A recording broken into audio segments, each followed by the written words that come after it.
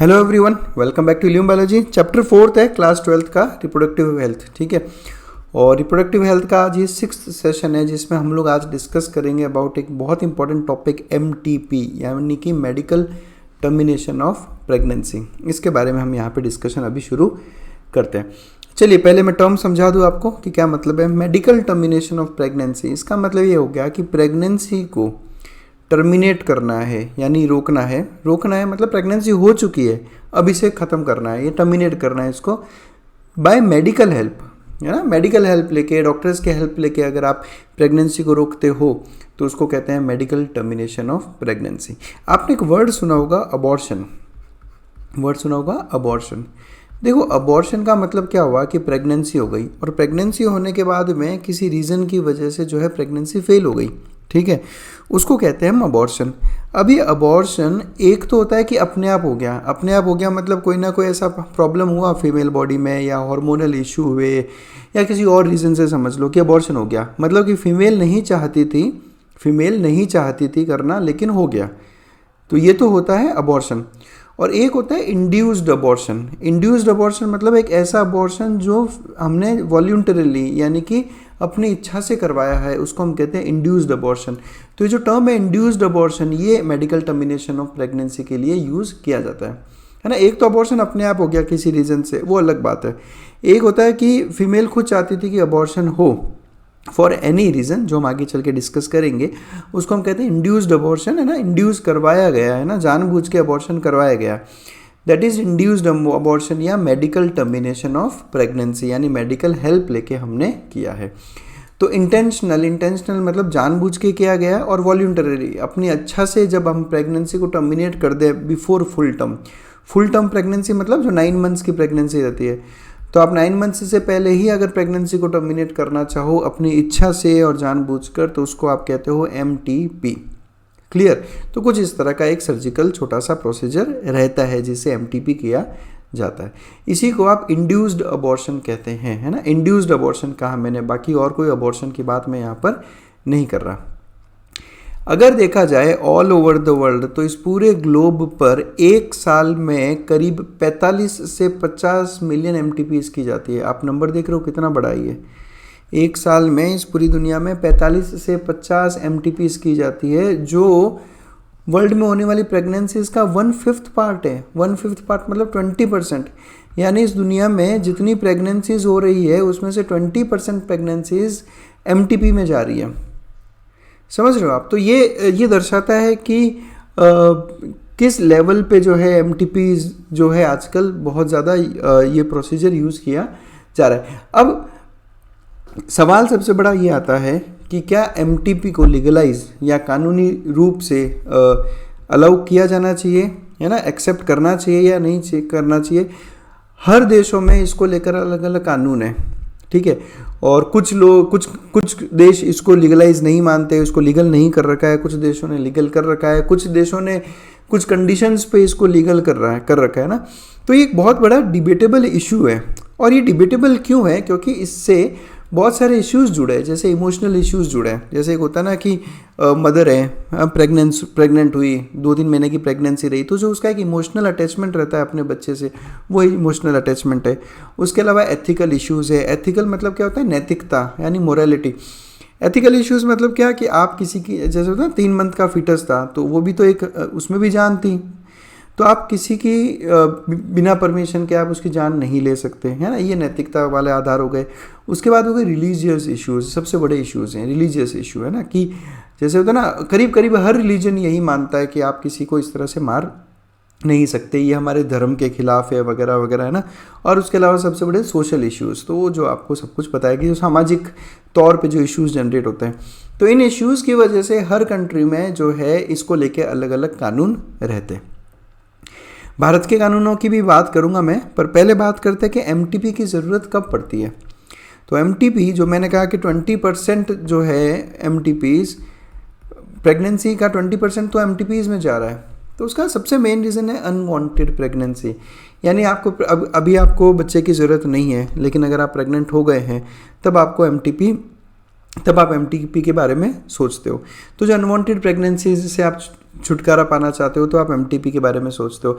अच्छा, ये unwanted pregnancies कैसे कैसे हो सकती है? तो सबसे पहले तो कैजुअल अनप्रोटेक्टेड इंटरकोर्स है ना, यानी इंटरकोर्स हुआ, कॉपुलेशन हुआ और अनप्रोटेक्टेड था। अनप्रोटेक्टेड मतलब किसी तरह का कॉन्ट्रासेप्टिव यूज़ नहीं किया गया, कॉन्ट्रासेप्टिव यूज़ नहीं हुआ और प्रेगनेंसी हो गई, ठीक है, उस केस में।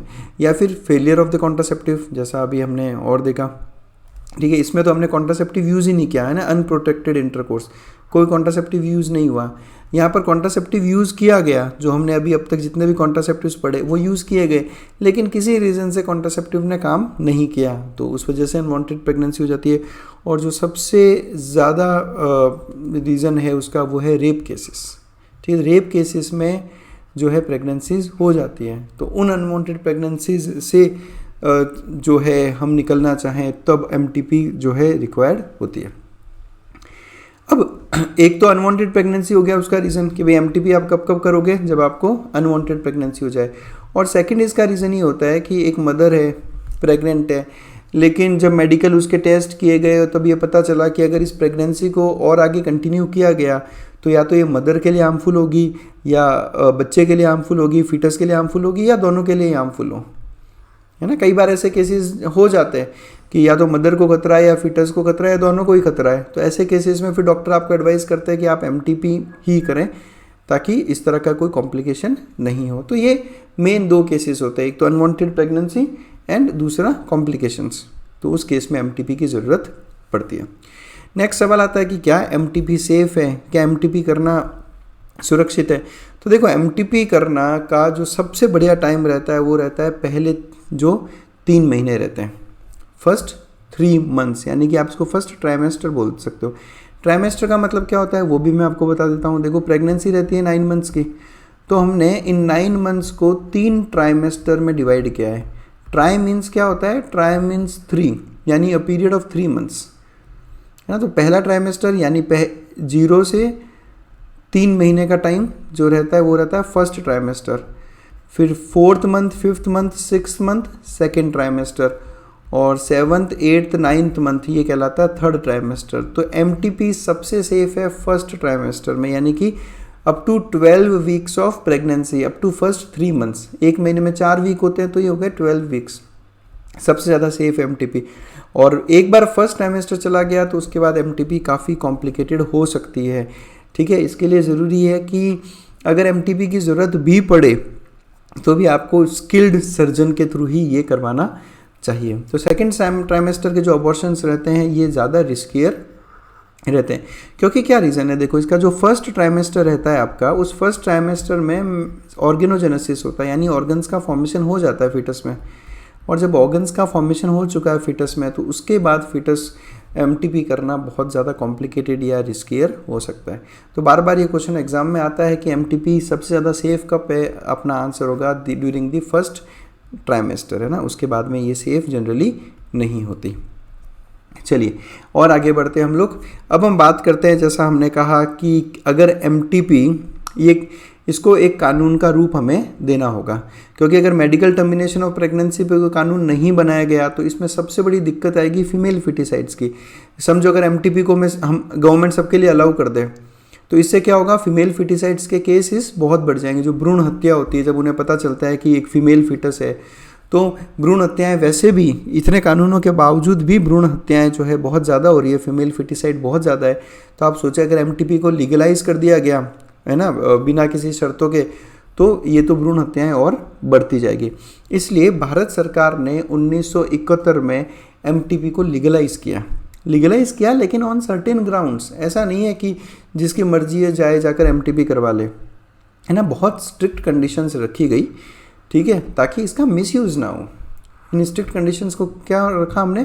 ताकि इसका मिसयूज़ ना हो। और मिसयूज़ क्या है? सबसे बड़ा फीमेल फिटिसाइड्स, और जो इंडिया में ऑलरेडी काफ़ी हाई रेट पे है, इनडिस्क्रिमिनेट एंड इलीगल फीमेल फिटिसाइड्स, है ना। ऐसा नहीं है कि इस कानून को बनाने के बाद फीमेल फिटिसाइड्स ख़त्म हो गया, अभी भी काफ़ी बड़े लेवल पे फीमेल फिटिसाइड्स चालू है, बट फिर भी एक कानून ज़रूरी रहता है। अब 1971 में बनाया गया कानून इतना पुराना हो चुका था, इसलिए 2017 में भारत सरकार ने इसमें अमेंडमेंट पेश किया। अमेंडमेंट का मतलब मैं ये भी समझा देता हूँ आपको। देखो क्या होता है, जब कोई कानून बनता है, जब कोई लॉ बनता है, तो वक्त के साथ उस लॉ में चेंजेस किए जाते हैं, उन चेंजेस को कहा जाता है अमेंडमेंट्स, है ना। हर कानून में वक्त के साथ साथ में बदलाव ज़रूरी है, उन बदलावों को, उन चेंजेस को अमेंडमेंट्स कहा जाता है। तो ये जो एमटीपी एक्ट था 1971 में जो बनाया गया था, उसमें अमेंडमेंट्स किए गए थे 2017 में।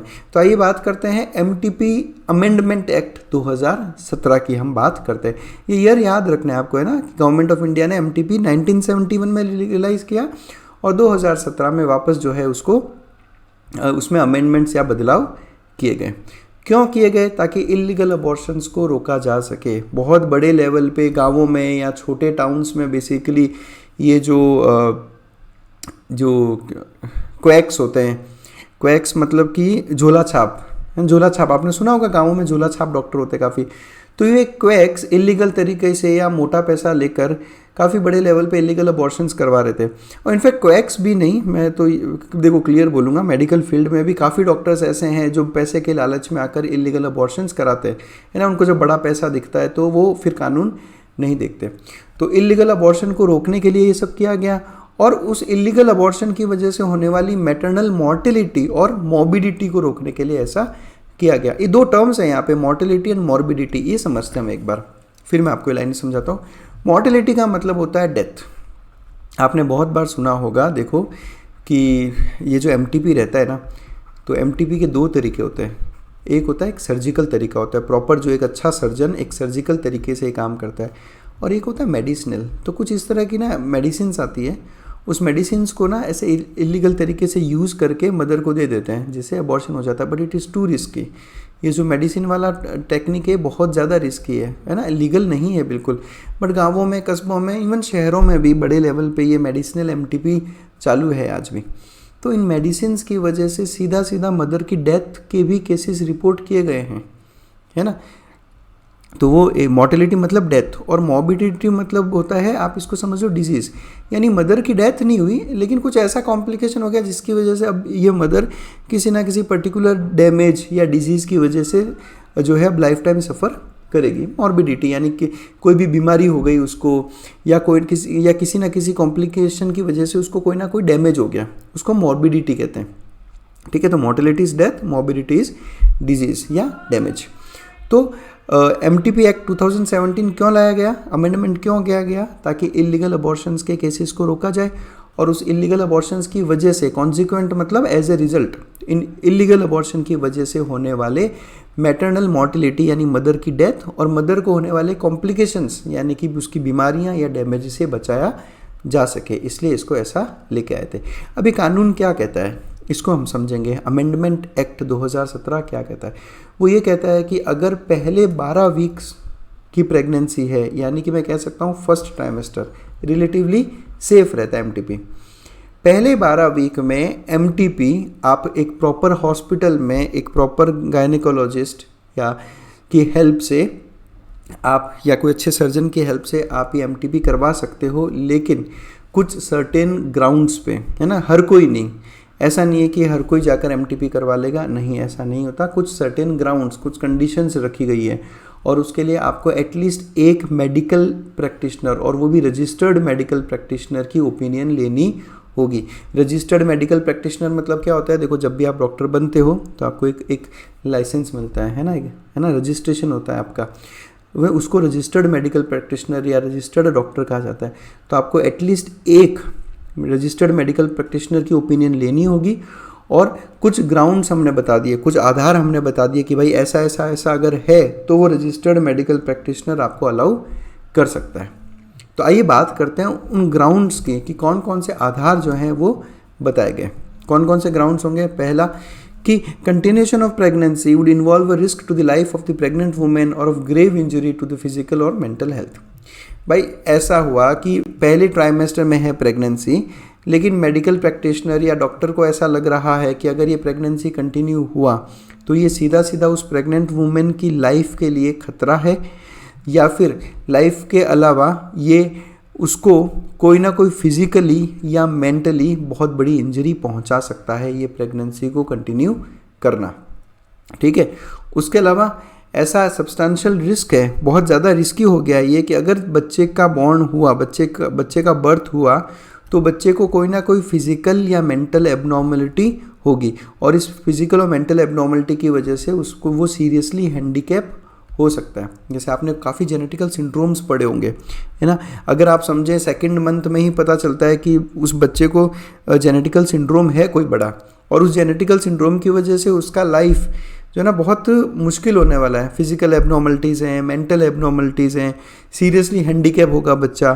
तो देखो ऐसे बच्चे को बर्थ भी देने का कोई वो नहीं होता, सेंस नहीं होता। क्यों नहीं होता? क्योंकि इससे मदर भी थ्रू आउट लाइफ सफ़र करेगी और वो बच्चा भी थ्रू आउट लाइफ सफ़र करेगा। तो ऐसे केसेस में एमटीपी एक बेहतर तरीका होता है, लेकिन ये तभी किया जा सकता है जब आप एटलीस्ट एक मेडिकल प्रैक्टिशनर इन कंसिडर्ड ग्राउंड्स पे आपको अलाउ करे। और अगर 12 वीक्स से ज़्यादा की प्रेगनेंसी हो गई है, यानी 12 से 14 वीक्स के बीच की प्रेगनेंसी है, तब आपको इन्हीं ग्राउंड्स के बेस पे एटलीस्ट 2 मेडिकल प्रैक्टिशनर का जो है राय लेना होगा। इनकी ओपिनियन के बिना आप ये काम नहीं कर सकते।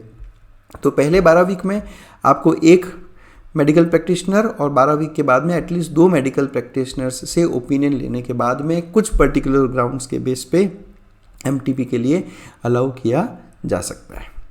क्लियर? तो ये अमेंडमेंट एक्ट था 2017। देखो इतना सा नहीं है, ये बहुत बड़ा एक्ट है ना, बहुत डिटेल में है ये, पर हम आपको एनसीईआरटी के लेवल तक ही बता रहे हैं कि ऐसा क्यों किया गया। अब बात करते हैं प्रॉब्लम्स की कि भाई एमटीपी से एसोसिएटेड क्या क्या प्रॉब्लम्स हैं अभी जो हम फेस कर रहे हैं। तो देखो सबसे बड़ी दिक्कत, जैसा मैंने अभी आपको बताया कि किसी पर्टिकुलर फीमेल प्रेगनेंसी हो गई और अब वो चाहते हैं एमटीपी कराना, तो उनके दिमाग में अच्छे से पता है कि इसको लेकर बहुत सख्त कानून है भारत देश में। तो ऐसे लोग क्या करते हैं, जनरली वो डॉक्टर्स के पास नहीं जाते। वो क्यों नहीं जाते? क्योंकि डॉक्टर के पास अगर एक बार चले गए और डॉक्टर ने मना कर दिया कि नहीं ये लीगल नहीं है, तब उनके लिए दिक्कत वाला काम हो जाता है। इसलिए ये लोग पहुंचते हैं छोटे गांवों में, कस्बों में और इवन शहरों में भी। इस तरह के काफ़ी झोला छाप है जो जिनको कुछ छोटी मोटी टेक्निक्स पता है, वो मेडिसिन दे के या ऐसा।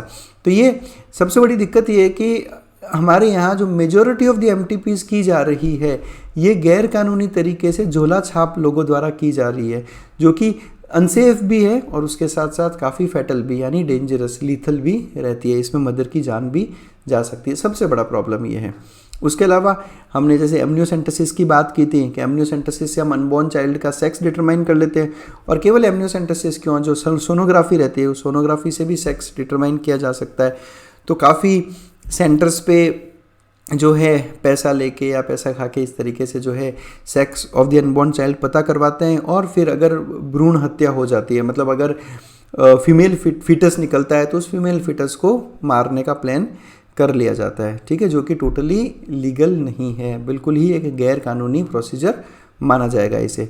ऐसी प्रैक्टिसेस को अवॉइड करना चाहिए क्योंकि ये एक यंग मदर और फीटस दोनों के लिए घातक हो सकते हैं।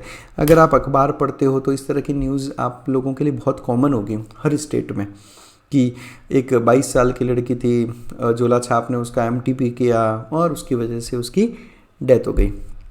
तो आज भी ये सब चीज़ें देखो बहुत ज़्यादा कॉमन हो रखी है इतने बड़े कानून होने के बावजूद, क्योंकि सबको पैसे का कहीं ना कहीं लालच है आज के टाइम पे। अब करें क्या? प्रॉब्लम्स तो हैं, पर इन प्रॉब्लम्स को टैकल कैसे करें? तो देखो सबसे पहले ना हमें कपल्स के अफेक्टिव काउंसलिंग करनी होगी। जैसे नया नया शादी होता है, आपका जैसे यंग एज में शादी हो गई, 19-18 की एज में शादी हो गई, ठीक है, तो एक अफेक्टिव काउंसलिंग की ज़रूरत है आपको।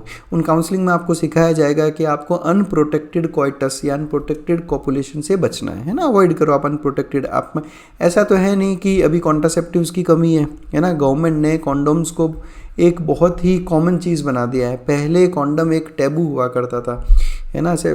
ऐसा आपने सुना होगा, आज से 20-25 साल पहले कॉन्डम का नाम लेना भी मतलब एक तरह से एक वो माना जाता था, स्टिग्मा माना जाता था।